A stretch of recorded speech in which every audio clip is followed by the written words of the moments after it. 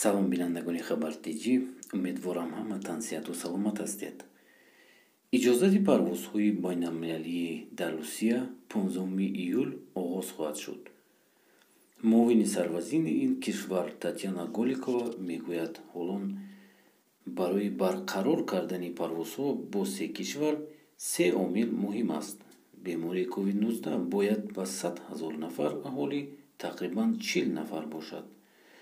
афзоиши миёнаи шабона рӯзи сироятҳо набояд аз 1% зиёд бошад ва паҳншавии вирус набояд аз 1% зиёд бошад.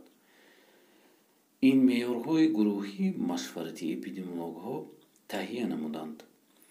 фаъолияти дубора ба роҳ мондани парвозҳои байналмилалӣ ҳавои ба туфайли коҳиши дарозмуддати бемории коронавирус дар Русия имконпазир гардид, гуфт муовини вазири сарвазир. ёдовар мешавем, ки бар асари пандемияи коронавирус Русия парвозҳои байналмилалии нақшавӣ ва чартериро 27 март ба таъхир андохт. лекин гуфта мешавад, ки муҷирони мо гарчанде ки мушкилиҳои зиёд диданд, хеле пуртоқат зиндагӣ карда истоданд дар тамоми шаҳрҳои Русия. хеле одамо зиёданд, ки мегӯянд парвоз кай мешавад ва парвоз хоҳем кард. ва дӯстони азиз, фикри ман ҳамин аст, ки шумо шитоб накунед.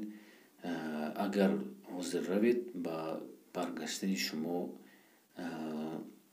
хеле 50-50 аст. ё бармегардед, ё намегардед, чунки Русия ҳозир намемонад баргаштан. барои ҳамон насиҳати ман ҳамин, ки шумо шошӣ накунед. ҳолон ҳамаш хубтар ки шуд, баъд шумо метавонед равед биёед. хубтараш моҳҳои сентябр, 15 ё 20 сентябр ба ҳазур нағз мешавад ҳамаи чиз.